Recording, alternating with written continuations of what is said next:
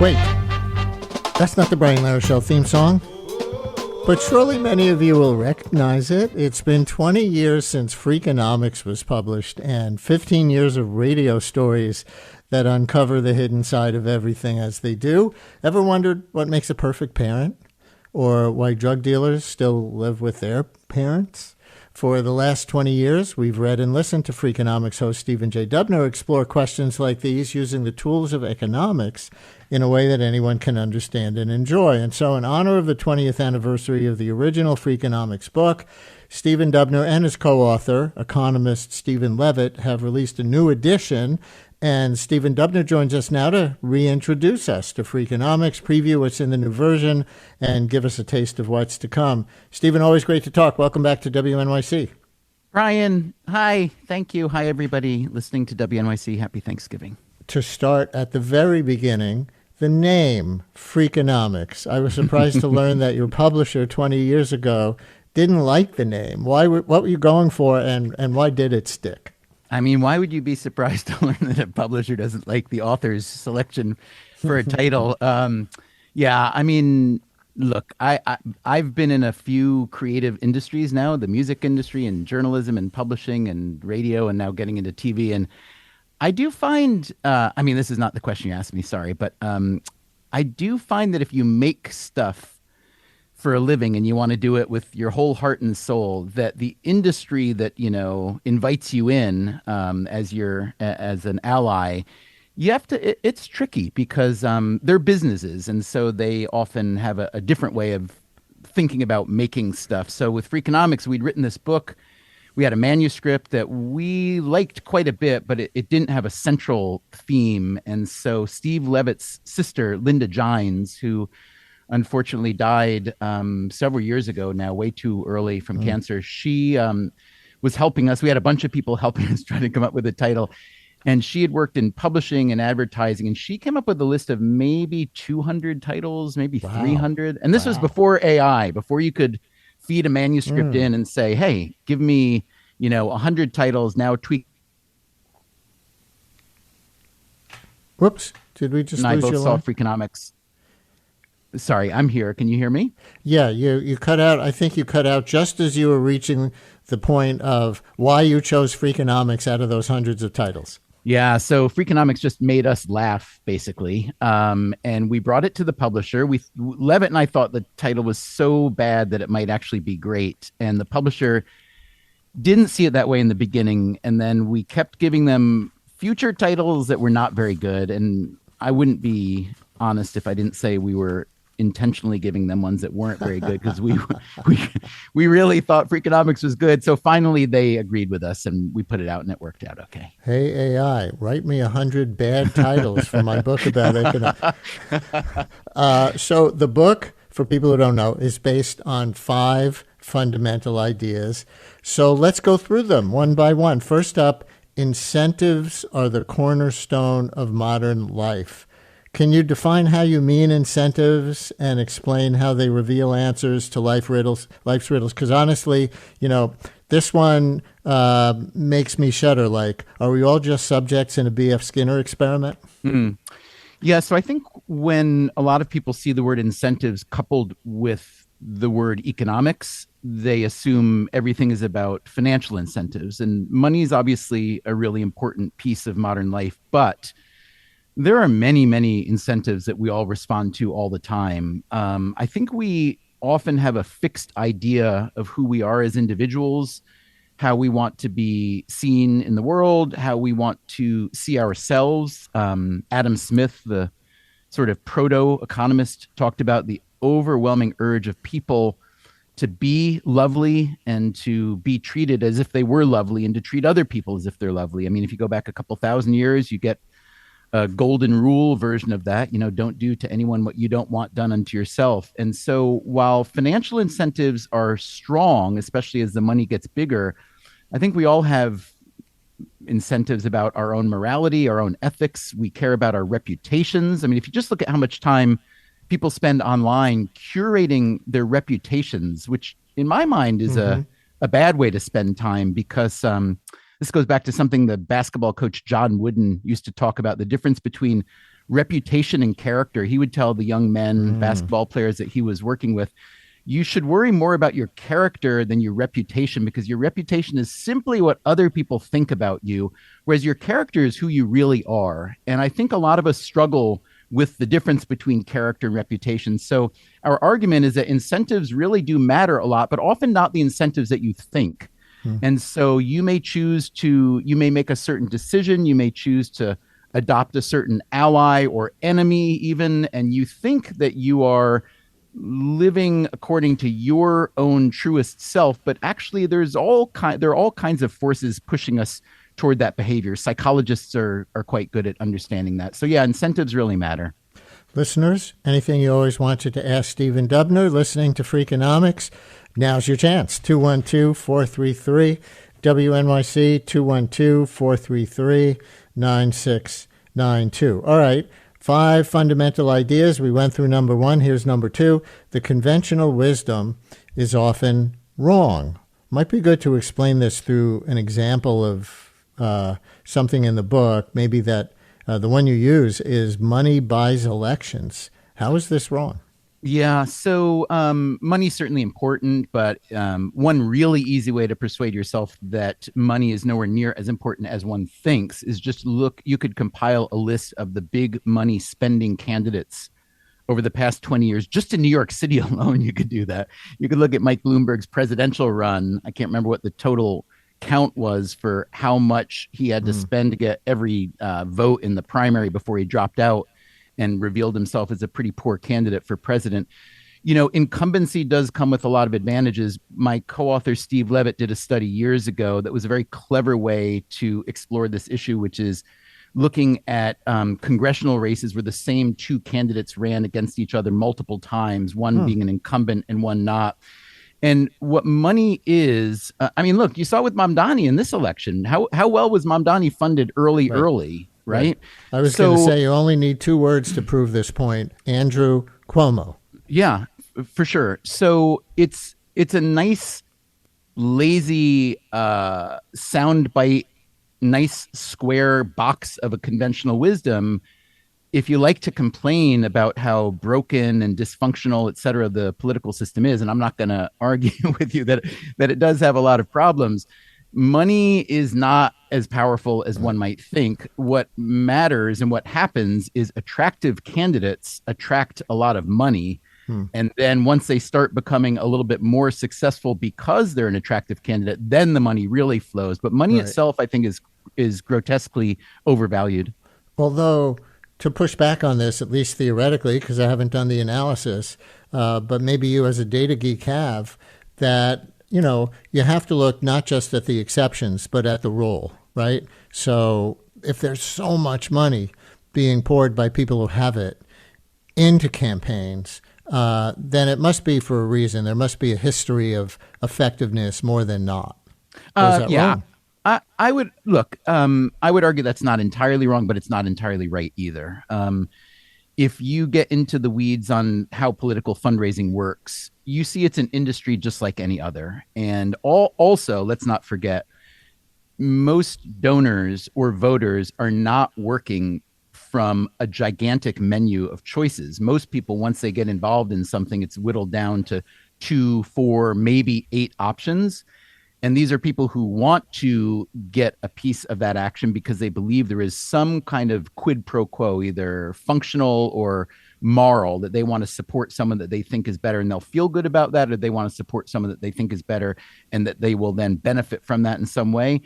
But that doesn't really happen often until there's been quite a bit of selection already happening. So if you could, a parallel to maybe think about, this is not a perfect parallel. If you ask people in these exercises that I think you've done on this show quite a bit over the years, how would you spend the next $1 trillion of the federal budget? And how does that sync up with how the budget actually works? Well, there's a pretty vast gap there. So I would argue the same type of gap exists in the way that we think about giving money to campaigns. But let's also not forget the amount of what you could call corporate capture or just donor capture in politics is large. So yeah, if someone is doing well and I can come in with a $10 million donation thinking that this person is going to win and my $10 million is going to get me a lot of traction, then that's how people do it. Look, Sam Bankman-Fried was a really good example of how he played both ends against the middle to make sure that he was going to have as much influence as he could. And, unfortunately for him, he's in prison, so it doesn't work. Stephen Dubner is with us. If you're just tuning in and you don't recognize the voice, host of Freakonomics Radio here on the station and on that podcast, and co-author of the original book, Freakonomics, which is just out in a 20th anniversary edition. I want to acknowledge that a couple of people have written in to say that they really appreciate the way you sign off on Freakonomics Radio, which is take care of yourself, and if you can, someone else too. And one of these writers says that says it all about his character, but his reputation is great too. Echoing what you said before, comparing character and reputation. And I listeners, 212-433-WNYC for your Freakonomics questions. And Jim in Astoria, you're on with Stephen Dubner. Hello. Hey, good morning. So, Stephen, huge fan of your work, but out of the whole corpus, if you could revisit any one article or story, which would it be and why? I'll take my answer off the air. Oh, I'm so bad at this. I'm really good at at multiple choice. Fill in the blank. I'm not so good at. Let me think. If I could revisit, I like the question a lot, Jim. Also, just so you know, I'm slow. Like I'm a writer by nature, so my brain kind of usually takes a month to mull over something. If I had to really re-examine everything we've ever written, I don't know if it would be a specific story, because we are deliberate, and so we have an idea, we do research, we interview people, we fact check and all that stuff. So we don't publish clunkers, or try not to, at least, and if we do, we amend them. I would say a big thing that I've changed my mind about, at least to a significant degree over the last 10, 15, 20 years, is the degree to which the beautiful version of free market capitalism is supposed to just work out. And I think this was an idea that was promoted from the University of Chicago Economics Department, probably best exemplified by Milton Friedman, but then furthered by people even like Gary Becker, who was politically quite different, and my colleague Steve Levitt, and many, many, many other economists at the University of Chicago that I've had the pleasure to get to really know and understand their work. And there has been, I think, a real deep belief that laissez-faire free market capitalism is not only the best system available to us, but doesn't have many big flaws. I would probably still side on the first part of that equation, that it is probably the best system we've had available to us in the history of humankind and economics. But the flaws are really significant. And I think those flaws over the past 10 or 15 years have become so obvious to everybody and have filtered into our political issues, our social issues, on and on and on, that we need to really examine the ways in which free market capitalism works and doesn't work. And so I would say over the past 5 years, for me, that's been an evolution. Over the past 5 years, I've done quite a few episodes of Freakonomics Radio on the private equity industry. For instance, it's really easy to not notice the private equity industry, but in fact, it has gone from controlling about maybe 4 or 5% of corporate equity about 15 or 20 years ago to now controlling about 20%. And as you can tell by its name, private equity, it operates not in the harsh spotlight of the public markets. There are a lot of ramifications of this. There are a lot of private equity investment funds. There are more private equity investment firms in the U.S. now than there are McDonald's. They're very good at doing a lot of things that nobody else was really doing, including buying up or rolling up sort of what we consider mom and pop businesses in any realm you can think of. Think of any store you've gone into over the last year. They are almost certainly a nice, target. Target sounds a little pejorative, but a target for private equity investors, because these are little businesses that are successful because someone has been running them with their heart and soul for the past generation or two. But when that generation wants to get out and sell, it can be really tough. And so car washes, pawn shops, veterinarian shops, on and on and on. Those often get bought up, rolled up into private equity investments. And there are a lot of ramifications of that. And now, furthermore, there's a new Trump executive order maybe 2-3 months ago, which is paving the way for private equity investments to be bought in 401ks and other Main Street retail investors' funds. And so I think there's a lot of examination that needs to continue happening about that issue and many other issues. Our economy is big, dynamic.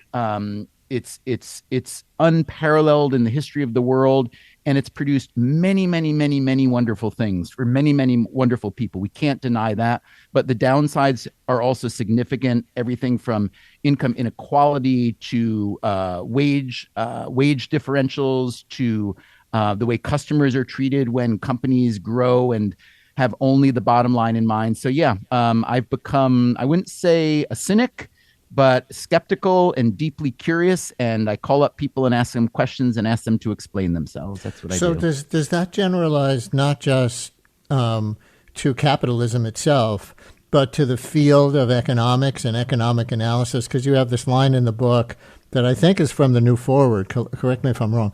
The field of economics has been proven both incredibly important and somewhat impotent. Yes, I stand by that sentence, which I happen to have written. Yeah, I feel like, for me, so I have had what I feel is a great privilege. I'm someone who liked economics. I'd studied it a bit. I'd been interviewing a lot of economists for a book that I was working on about 22 years ago that never got published because Freakonomics happened instead. And then Steve Levitt, my co-author on Freakonomics, became, not just a great collaborator and a great friend, a great partner in every dimension, but he also just kind of took me along as a wingman to sort of join as an honorary member the fraternity of academic economists. And so I got to see and learn a great deal from a lot of very smart and very good people. What I did see, however, is that like anyone who comes to talk their own book because they're so knowledgeable about it, it's easy to sort of miss the forest for the trees. And I think a lot of academic economists who get into government and policy roles, which is quite typical, they will have a theory or an idea about the way the world works, about the way the economy works, that to them is watertight. They've seen the evidence, they've accumulated the data themselves, but it's often really hard for them to adjust their theories to the fact that the world isn't theoretical, the world is real, and actual people, individuals, are living on the other end of those formulas that they write so elegantly. And so, yes, I think that especially when you get into macroeconomics, predictions about the way the economy will move, if you want to look at one big one where most of the really smart economists in America and elsewhere really missed, had to do with when China was admitted to the WTO, the US happily and willingly offshored a great many of our manufacturing jobs. And the quid pro quo was that not only will we get really cheap TVs and all kinds of other stuff from China and other manufacturing centers where we're offshoring our manufacturing. And oh, by the way, we're also offshoring our manufacturing pollution, which is a nice thing. The air in the US didn't get so much cleaner just because we got better. It's also because we stopped doing all that dirty manufacturing. And what we were going to do, what the economists and the policy people told us, was retrain everybody who'd been in manufacturing to have different types of jobs that would pay better and allow them to stay in their communities and have good jobs. It just didn't happen. The people on the other end of that formula were not invited into that circumstance. And we see the ramifications of that in great distress among many, many people in this country. So that's where I say that economists are really, really smart, but nobody's infallible. The future is really hard to predict. And anybody who tells you that they can do it, you should, I think, regard them with a good deal of skepticism. I think our next caller has a question about economic policy and whether that can be less impotent, your word, than the field of economics. Janet in Crown Heights, you're on WNYC. Hello. Good morning. My question is, the word now is affordability. And I wonder if governments can really do anything about affordability besides maybe doing housing programs. I think if rent was cheaper, New York would be more affordable, or maybe jobs programs, which Biden did, and it didn't really it paid off for the workers. Thank you. Yeah, it's a great question. It's a hard question. I don't mean to offer what sounds like a pretty simple solution to a very difficult question, but I will say this. This is where I do think economists are really good, and they've done a lot of work, and it's been empirical work. It's been theoretical work, and they will show you that if we just wanted to talk about affordability with housing, which I would say is really the big one. I mean, you can add up, if you live in New York City, which I know many people listening to this show do, I do as well. You know, if you want to talk about the cost of food, the cost of transportation, I mean, the cost of transportation in New York is fantastically cheap if you use public transportation. Even though it's risen, if you look at it as a share of your overall income, and if you look at it as a share of your income, if you live in a place without good public transportation, getting around New York City is phenomenally affordable.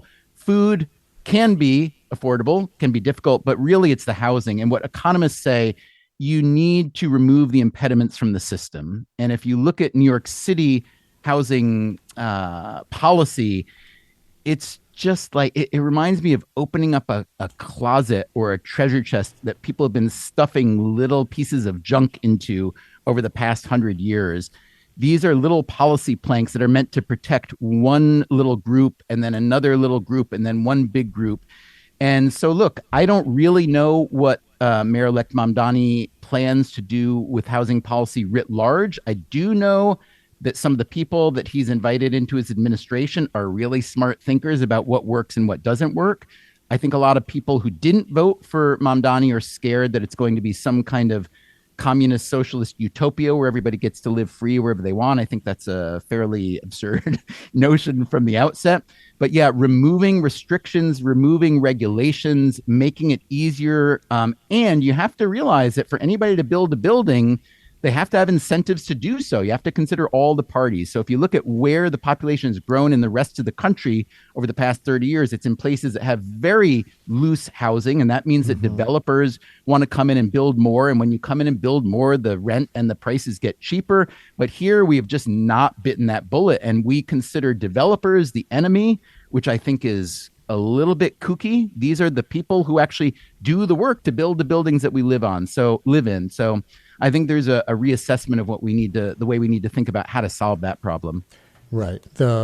The ratio of market rate to affordable that those developers have the power to get approved, that's obviously a big policy question that will be debated a lot after the new year. Let's revisit one more of your principles from the original Freakonomics book 20 years ago. Dramatic effects often have distant, even subtle causes. And this is a really controversial one because you said Norma McCorvey, otherwise known as Jane Roe of Roe versus Wade, had more influence on the crime rate than gun control, a strong economy, or even new policing strategies. You wrote that 20 years ago. How so, according to you, at the time, and do you still believe it? Yeah, I think that holds up well. I mean, let me preface it by saying anybody who thinks that they should either endorse or not endorse abortion as a means of keeping crime down, it's not a good idea. It's not an effective tool. That's not what it's meant for. What the argument is really about is if a child is born into a situation where that child is not wanted, or the parent or parents aren't in a circumstance to care well for that child's likelihood of having a great life really diminishes a lot. We know that from decades now of social science research. And so that was the mechanism by which the legalization of abortion led to a decrease in crime a generation later, because families, moms, were able to decide better, is this a time for me to have and raise a child and try to help that child thrive and prosper. In terms of why that was bigger than the other forces that you just named, gun control has been mostly a failure because of the way that we've practiced gun control. Not entirely. Gun buybacks are a great example. It's a very dramatic thing. every police department that ever does it will get on the news that night. And it's just, the guns that people submit to those gun buybacks are the guns that weren't going to be used in crimes anyway, essentially. So that was a kind of an absurd argument in the totality. Strong economy, you would think there's a much stronger relationship between a strong economy and crime. And it turns out that for most crimes, especially violent crime, there's not, which is just a kind of empirical fact. And then police strategies, look, policing continues to evolve. A lot of things that happen are much better now than they used to be. Some things not as much better as you'd like them to be. But the fact is that, the broken windows policing policy, which was embraced here, and I think probably had some significant positive effect, but also had some significant negative effect.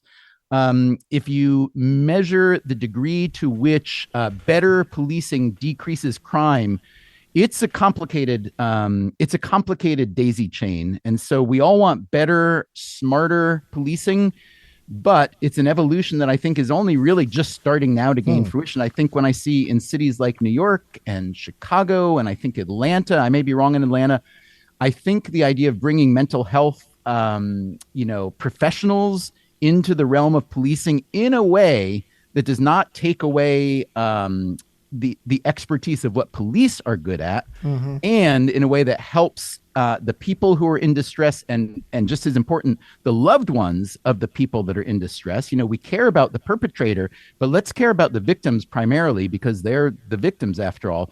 I think what you see is that the police in this country were asked to do a lot of functions over the past several decades that was never an intention of policing originally. And I think they've often tried their best and not succeeded. And now we are reimagining what modern, quote, policing is. And what, quote, modern policing is often very different from this idea of showing up with 10 squad cars when there's an EDP, an emotionally distressed disturbed person, causing a lot of trouble. And like anything in life, as we go on further in civilization and humankind, we like to try to learn from the past and invoke better solutions. And honestly, that's kind of what our project has been about.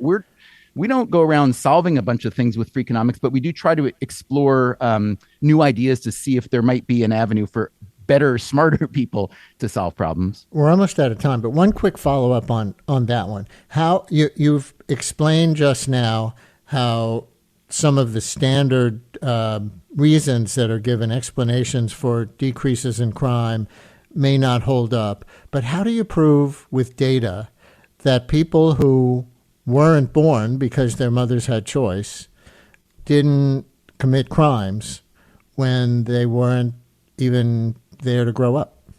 Yeah, so this was based on a research paper done by my co-author Steve Levitt and a colleague, John Donahue, who's a legal scholar, I believe now at Stanford. And they wrote, it's an amazing paper.